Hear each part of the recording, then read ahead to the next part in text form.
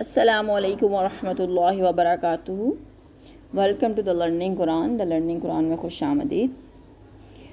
اور سورۃ القصص کی آیت نمبر 35 ہم نے کل مکمل کی تھی۔ اب آیت نمبر 36 آیت ہم سٹارٹ کرنے لگے ہیں۔ چلیے آئیے سٹارٹ کرتے ہیں۔ طریقہ کار وہی ہے، سب سے پہلے ورڈ بائی ورڈ ٹرانسلیشن، پھر اس کے بعد ایز اے ہول ٹرانسلیشن، اس میں کوئی بھی جو ایکسپلینیشن ہوگی ریفرنس ٹو دا کانٹیکسٹ حدیث مبارکہ کی روشنی میں اس کو ہم ایکسپلین کریں گے۔ چلیے سٹارٹ کرتے ہیں۔ بسم اللہ الرحمن الرحیم، شروع اللہ کے نام سے جو بڑا مہربان اور نہایت رحم کرنے والا ہے۔ فلما، پھر جب، جاءہم، آیا ان کے پاس،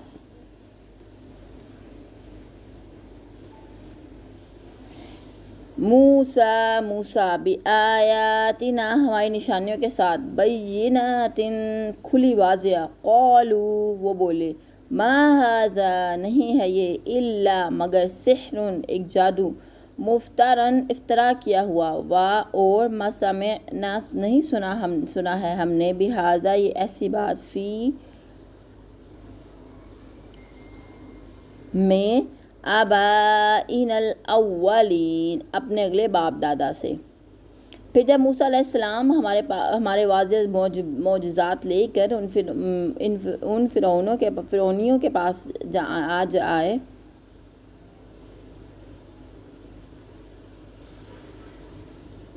فرعونوں کے پاس گئے تو وہ کہنے لگے یہ تو محض شعبدہ کی قسم کا جادو ہے، اور ایسی باتیں تو ہم اپنے سابقہ باپ دادوں سے بھی کبھی ہی نہیں سنی۔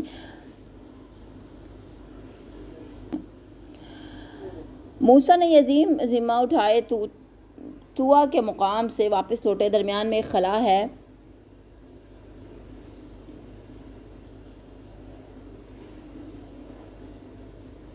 جس کو قرآن نے غیر اہم سمجھ کے بتلانا چھوڑ دیا، جو یہ کہ وہاں سے موسیٰ اپنے بال بچوں کو لے کر سیدھے اپنے گھر ہی پہنچے ہوں گے۔ وہاں والدین اور بہن بھائی سے ملاقات کی، اپنے بھائی ہارون سے تمام حالات کا تفصیلی جائزہ تذکرہ وغیرہ چھوڑ دیے گئے۔ انہی ایام میں ہارون کو نبوت عطا ہو گئی۔ قرآن آگے یہاں سے ان کا قصہ ذکر کرتا ہے کہ وہ دونوں بھائی فرعون کے دربار میں پہنچ گئے۔ ان کی رسائی دربار میں کس انداز سے ہوئی یہ بات معلوم نہیں، بہرحال دربار میں پہنچ کر موسیٰ نے اللہ تعالیٰ کا پیغام تفصیل سے فرعون اور اس کے درباریوں تک پہنچا دیا، اور اس کی تفصیل دوسرے مقامات پر مذکور ہے۔ یہ صرف اسی قدر ذکر کیا گیا ہے کہ جب فرعون اور اس کے درباریوں کا مطالبے پر موسیٰ نے اپنی نبوت کی صداقت کے طور پر یہ دونوں معجزات دکھلائے، تو اگرچہ فرعون کو آپ کی نبوت کا دل میں یقین ہو چکا تھا اور اس وجہ سے بھی اسے قتل کے جرم میں آپ کو قتل کر دینے کی کسی وقت بھی ہمت نہ پڑی، تاہم آپ لوگوں پر نبوت کے اثر کو دور رکھنے کے لیے انہوں نے فوراً کہہ دیا یہ بھلا کون سی نبوت کی علامت ہے؟ ایسی شعبدہ بازی تو دوسرے جادوگر بھی دکھلا سکتے ہیں، ان کو بھلا کسی نے نبی تسلیم کیا ہے؟ ان باتوں کی تفصیل سے پہلے مختلف مقامات پر گزر چکی ہے، اور یہ باتیں یہ تھیں کہ مقتدر اعلیٰ اور مختار مطلق ہستی تم نہیں بلکہ اللہ تعالیٰ ہے، جو ساری کائنات کا خالق و مالک ہے۔ اسی نے مجھے رسول بنایا اور یہ معجزات بطور علامت دے کر تمہارے پاس بھیجا ہے، اور یہ پیغام دیا ہے کہ تم سرکشی چھوڑ دو، اپنی خدائی کے دعوے سے باز آ جاؤ، اسی اللہ کو قانون اور سیاسی اقتدار اعلیٰ تسلیم کر لو، اسی کی عبادت کرو۔ فرعون نے کہا کہ یہ تھا میرے اوپر بھی کسی مختار مطلق ہستی ہونے کی ایسی بات ہے جو ہم نے اپنے آبا سے کبھی نہیں سنی، جس کا مطلب یہ نکلتا ہے کہ فرانے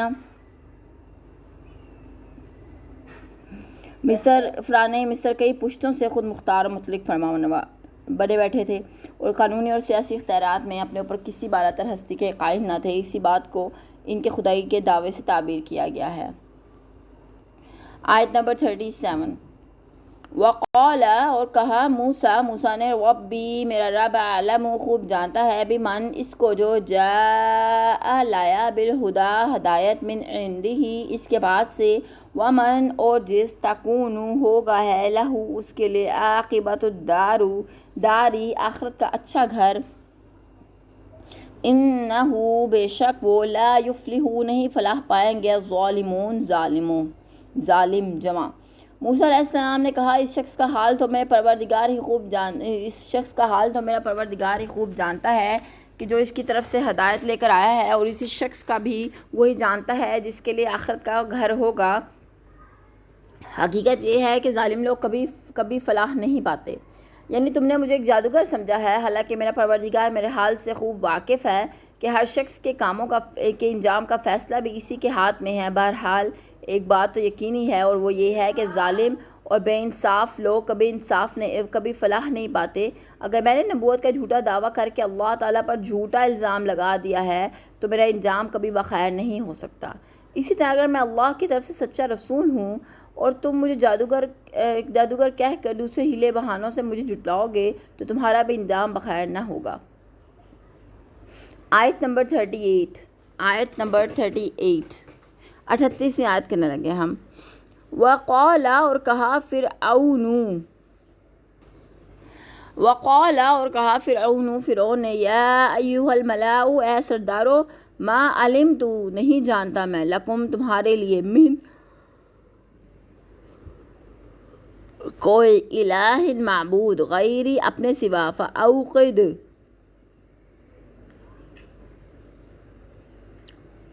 فاوقد لی پس آگ جلا میرے لیے، یا ہامانو اے حمان، الطینی مٹی پر، فاجعل لی پھر میرے لیے بنا تیار کر، صرحاً ایک بلند محل، لعلی تاکہ میں اطلع میں جھانکوں، الی طرف الہ معبود موسیٰ و انی اور بے شک میں لأظنہ البتہ سمجھتا ہوں اسے، من الکاذبین جھوٹوں میں سے۔ اور فرعون نے کہا، اے درباریوں، میں تو اپنے علاوہ تمہارے لیے کسی الہ کو نہیں جانتا سوائے حامان تو مٹی کی اینٹوں آگ سے پکا کر میرے لیے ایک اونچی عمارت تیار کر تاکہ میں موسیٰ کے الہی کو جھانک سکوں، اور میں اسے جھوٹا آدمی ہی سمجھتا ہوں۔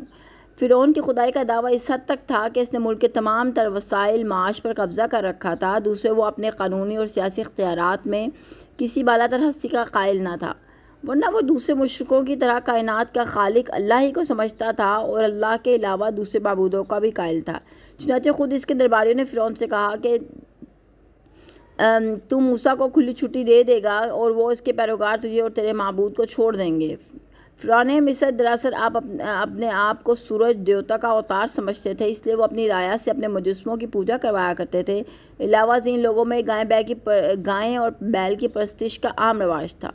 یہ بات دراصل اس نے اپنی رایا کو الو بنانے اور ان سے دعوت حق کے اثر کو ظاہر کرنے کے لیے کہی تھی، اور یہ بالکل ایسی ہی بات تھی جیسے چند برس بیشتر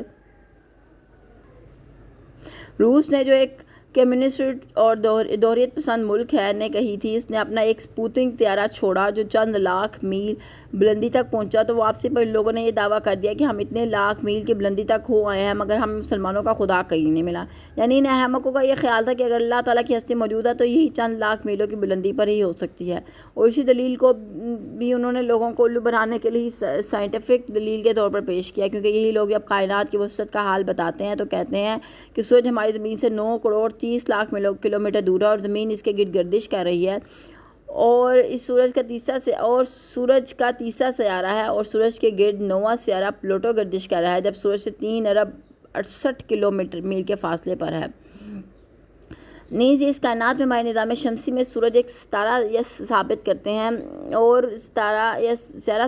ہیں اور کائنات میں ایسے ہزاروں ستارے ثابت مشاہدہ کر چکے ہیں، اور یہ ستارے یا سورج مجسامت کے لحاظ سے ہمارے سورج سے بہت بڑے ہیں۔ ہمارے سورج سے بہت دور تقریباً 400 کروڑ کلومیٹر کے واقع فاصلے پر ایک سورج موجود ہے جو ہمیں محض روشنی کا ایک چھوٹا سا نقطہ معلوم ہوتا ہے۔ اس کا نام الفا کنٹورس ہے، اور ایسے ہی دوسرے سورج اس سے 2 ہیں۔ اس طرح ایک ستارے کا نام قلب عقرب ہے۔ اگر اسے اٹھا کر ہمارے نظام شمسی میں رکھا جائے تو سورج سے مریخ تک کا تمام علاقہ اس میں پوری طرح سما جائے گا، جبکہ مریخ کا سورج سے فاصلہ 14 کروڑ 15 لاکھ میل دور ہے۔ گویا قلب عقرب کا قطر 28 کروڑ 30 لاکھ میل کے لگ بھگ ہے۔ پھر جب کائنات میں ہر سو بکھرے سیاروں کے فاصلے خربوں میل کی عدد سے بھی تجاوز کر گئے تو سببت دانوں نے نوری سال کی اصطلاح ایجاد کی، جس کا مطلب یہ ہے کہ روشنی 1,86,000 میل فی سیکنڈ کی رفتار سے سفر کرتی ہے۔ اس لحاظ سے ہم زمین سے سورج کا فاصلہ جو حقیقتاً 9 کروڑ 30 میل ہے، روشنی کا یہ سفر 8 منٹ کا سفر ہے، گویا ہم سے 8 نوری منٹ کے فاصلے پر سورج ہم سے 8 نوری منٹ کے فاصلے پہ ہے. کائنات میں ایسے سیارے موجود ہیں جو ایک دوسرے سے ہزارہ بلکہ لاکھوں نوری سالوں کے فاصلے پر ہیں. یہ تو ہے کائنات کی وسعت کا وہ مطالعہ جو انسان کر چکا ہے، اور جو بھی انسان کے علم میں نہیں آ سکا وہ اللہ ہی بہتر جانتا ہے. اب کیا وہ ہستی جو ان ساری چیزوں کی خالق اور سب سے اوپر ہے، کہ یہ احمق کسی چند لاکھ کی میلوں کی بلندی پر پا لیں گے؟ نیز وہ سمجھ رہے ہیں جیسے کوئی مادی جسم ہے جو ان کی گرفت میں آ سکتا ہے. سو توبہ. اس سے بڑی حماقت ان روسی سائنسدانوں نے یہ کی کہ اس سائنٹیفک تحقیق کو اپنے اسکولوں میں پڑھانا شروع کر دیا. تو ایک لڑکی کے منہ سے بے ساختہ یہ جملہ نکل گیا کہ جہاں تک یہ سپوتنک میزائل پہنچا تھا، اللہ تعالیٰ اس سے بہت اوپر تھا. فرعون نے بھی حامان سے ایسی بات کہی تھی جس سے لوگوں کو اللہ کی ہستی سے شک میں مبتلا کر دے، ورنہ عملاً نہ حمان نے کوئی ایسا اونچا محل یا مینارہ بنایا تھا اور نہ ہی فرعون کا یہ مقصد تھا. واستکبر، اور مغرور ہو گیا، ہوا وہ، جنودہ،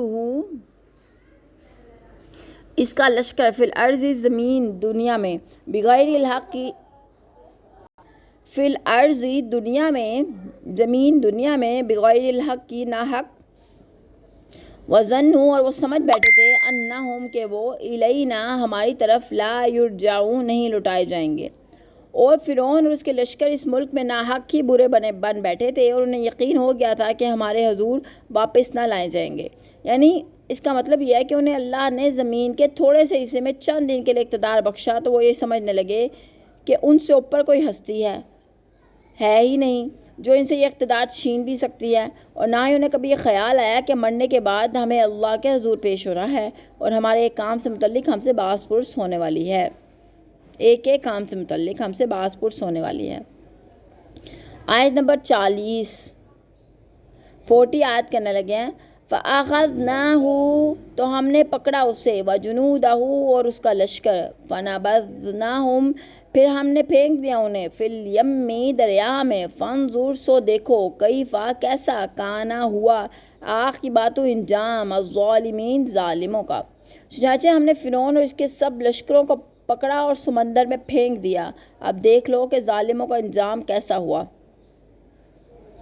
اس مقام پر درمیان سے بہت سے واقعات چھوڑ دیے گئے ہیں جو دیگر متعدد مقامات میں مذکور ہیں. یہاں صرف ان لوگوں کے انجام کی خبر دی گئی ہے کہ ان ظالموں اور زمین میں بڑا بننے والوں کا انجام کیا ہوا، کس بے بسی کی حالت میں مرے، اور کیسی کیسی دل میں حسرتیں لے کر مرے، اور مرتے وقت کسی سے کوئی بات تک نہ کر سکے.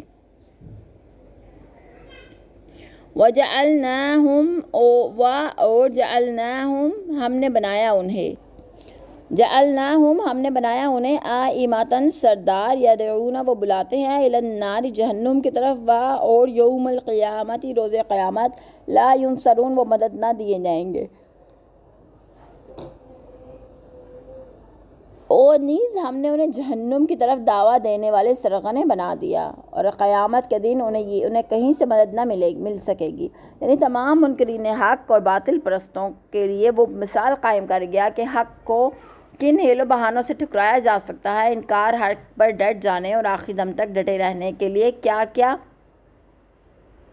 ہتھ کنڈے استعمال کیے جا سکتے ہیں، حق پرستوں پر کیسے کیسے مظالم ڈھائے جا سکتے ہیں، اور حق کو کیوں کر دبایا جا سکتا ہے. یہ سب طریقے اپنے بعد میں آنے والوں کو دکھلا کر وہ جہنم کو سدھار چکا تھا، اور آج کے مشرکین مکہ انہی کے طور طریقے اختیار کر کے اسی کی منزل کی طرف بڑھ رہے تھے. پھر جس طرح فرعون نے اس دنیا میں حق کے دشمنوں کو جہنم کی راہ دکھلائی، اسی طرح قیامت کے دن بھی وہ اہل دوزخ کی پیشوائی کرے گا، اور انہیں جہنم میں جا پہنچائے گا، اور خود ان کی قیادت کر رہا ہوگا. جیسا کہ اللہ تعالیٰ نے سورۃ ہود کی آیت نمبر 98 میں اس بات کی صراحت فرمائی ہے. یعنی اس دنیا میں تو فرعون اور اس کے درباریوں کو اپنے لاؤ لشکر پر بڑا ناز تھا، اور انہی فوجوں اور لاؤ لشکر نے ان کا دماغ خراب کر رکھا تھا. چنانچہ ان کا لاؤ لشکر ان کی غرقابی کے وقت کسی کام نہ آ سکا، بلکہ ان کے ساتھ ہی غرق ہو گیا. تو قیامت کو بھی یہ لاؤ لشکر ان کے کسی کام نہ آ سکے گا، نہ ہی کسی دوسرے ذریعے سے یہ جہنم کے عذاب سے بچ سکیں گے. آیت نمبر 42 42.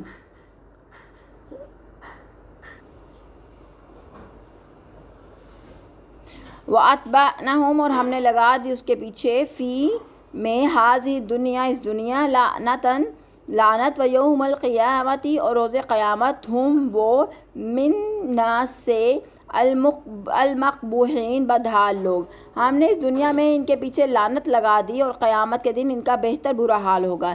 یعنی فرعون اور آل فرعون پر بعد میں آنے والی دنیا لعنت ہی بیچتی رہے گی اور انہیں برے لفظوں میں یاد کیا جاتا رہے گا، اور قیامت کے دن تو ان کی بڑی درگت بنائی جائے گی اور ان کے چہرے بگاڑ دیے جائیں گے. آیت نمبر 43. ٹھیک ہو گیا. آیت نمبر 42 ہم نے مکمل کی ہے. انشاءاللہ نیکسٹ ویڈیو میں ملاقات ہوگی. چل دین ٹیک کیئر. اللہ حافظ.